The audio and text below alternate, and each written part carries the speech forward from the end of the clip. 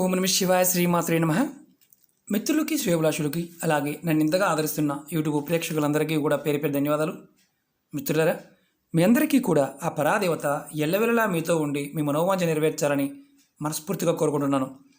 ఈరోజు మనం అతి తేలికైన అద్భుతమైన ఒక సిద్ధి ఉపాయాన్ని తెలుసుకుందాం. ఈ ఉపాయానికి కావాల్సిన పదార్థాలు ఒక లవంగ కావాలి, అలాగే కర్పూరం కావాలి. ఇది ఎలా చేయాలి, ఏ విధంగా చేయాలి, చేయటం వల్ల కలిగే లాభాన్ని మీకు వివరిస్తాను.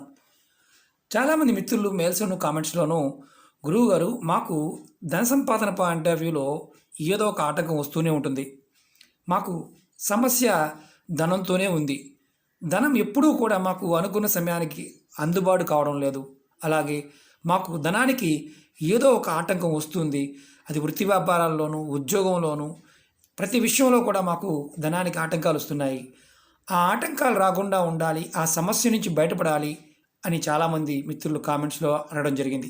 అలాగే మీ ఇంటి లోపల ఎప్పుడు ఏదో ఒక సమస్య వెంటాడుతూ ఉంటే ఆ సమస్య నుంచి బయటపడడానికి కూడా ఈ ఉపాయం అద్భుతంగా పనిచేస్తుంది. ఈ ఉపాయాన్ని ఎవరైనా చేయవచ్చు. ఈ ఉపాయాన్ని ఎలా చేయాలి, ఏ విధంగా చేస్తాను.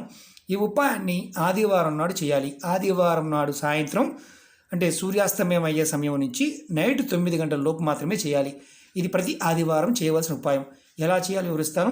మీకు ఈ వీడియో నచ్చినట్లయితే లైక్ చేయండి, నా ఛానల్ సబ్స్క్రైబ్ చేసుకోండి, పక్కనే ఉన్న గంట సింబల్ యాక్టివేట్ చేసుకోండి, 10 మంది మిత్రులకి షేర్ చేయండి. మీరు ఎవరైతే సమస్యలతో బాధపడుతున్నారో వారు మాత్రమే ఈ ఉపాయాన్ని ప్రయత్నం చేయండి. సమస్యలు లేని వారు ప్రయత్నం చేయవద్దు.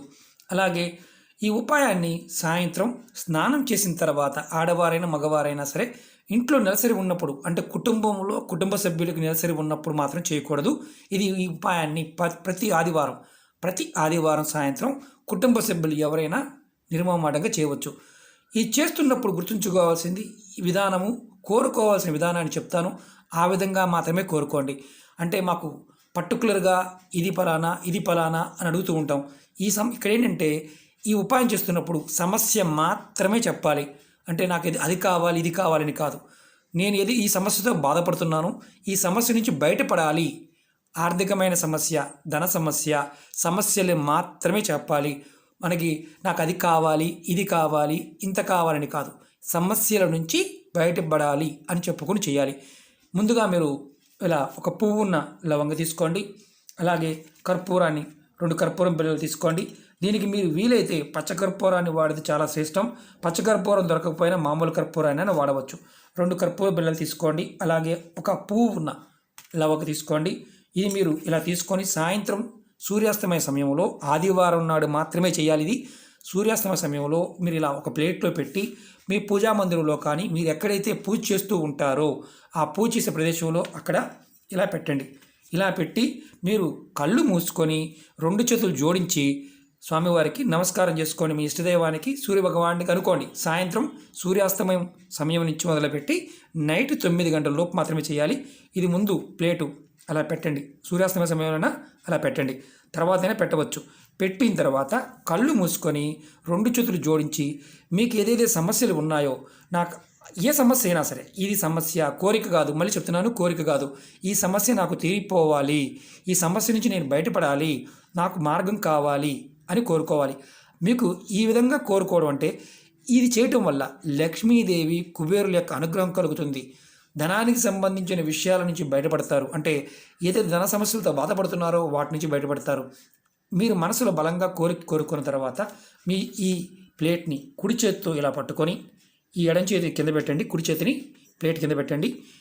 పెట్టిన తర్వాత మీరు ఒక మంత్రాన్ని 21 సార్లు అనుకోండి.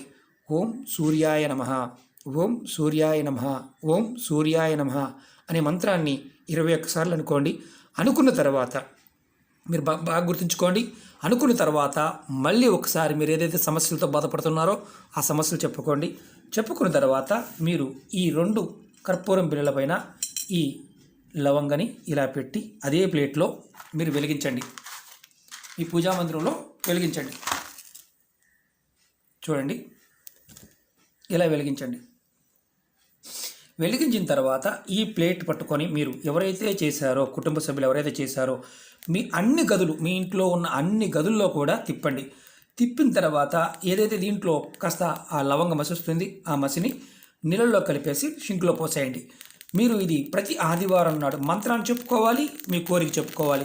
ఇలా మీరు ప్రతి ఆదివారం నాడు సాయంత్రం సమయంలో చేస్తూ ఉంటే మీ మీద లక్ష్మీ కుబేరుల యొక్క అనుగ్రహం కలుగుతుంది. ఆర్థికమైన సమస్యల నుంచి బయటపడతారు. ఆర్థికమైన సమస్యలు ఒకటే కాదు, ఇంకా మిగతా సమస్యలు ఏదైనా మీరు బాధపడుతూ ఉన్నా ఆ సమస్యల నుంచి త్వరగా మీరు బయటపడడానికి మార్గం తెలుస్తుంది. ఒకటి గుర్తుంచుకోండి, మీరు కోరిక కోరుకున్నప్పుడు కళ్ళు మాత్రం మూసి ఉండాలి. మీ చేతులు జోడించి మీరు నివేదన చేయాలి. ఈ విధంగా ప్రతి ఆదివారం సాయంత్రం మీరు చేయటం వల్ల, సాయంత్రం సూర్యాస్తమయ సమయం నుంచి 9 గంటల మధ్య ప్రాంతంలో చేయటం వల్ల మీరు రోజు మీకు ఏదైతే సమస్యలు ఉన్నాయో ఆ సమస్యల నుంచి మెల్లమెల్లగా బయటపడతారు. ఇది కూడా సిద్ధి ఉపాయం ఖచ్చితంగా మీకు పనిచేస్తుంది. వెలిగించిన తర్వాత అన్ని గదులు కూడా మీరు చూపించాలి, అది గుర్తుంచుకోండి. కొంచెం పెద్ద ప్లేట్ తీసుకోండి, ఎందుకంటే చిన్న ప్లేట్ అనుకోండి వెలిగించిన తర్వాత వేడెక్కుతుంది, పట్టుకోవడం కష్టమవుతుంది. కాబట్టి క్లాత్తో అయినా మీరు పట్టుకోవచ్చు, ఇబ్బంది లేదు. కొంచెం పెద్ద ప్లేట్ తీసుకొని ఈ చిన్న పరిహారాన్ని ప్రయత్నపూర్వకంగా చేయండి. ఓకే మిత్రులారా, మీకు ఈ వీడియో నచ్చినట్లయితే లైక్ చేయండి. అలాగే చాలామంది మిత్రులు రెగ్యులర్గా అడుగుతూ ఉన్నారు సమస్యల గురించి. నా వీడియోస్లో ఉన్నాయి. అలాగే మీరు ప్లేలిస్ట్లోకి వెళ్ళండి.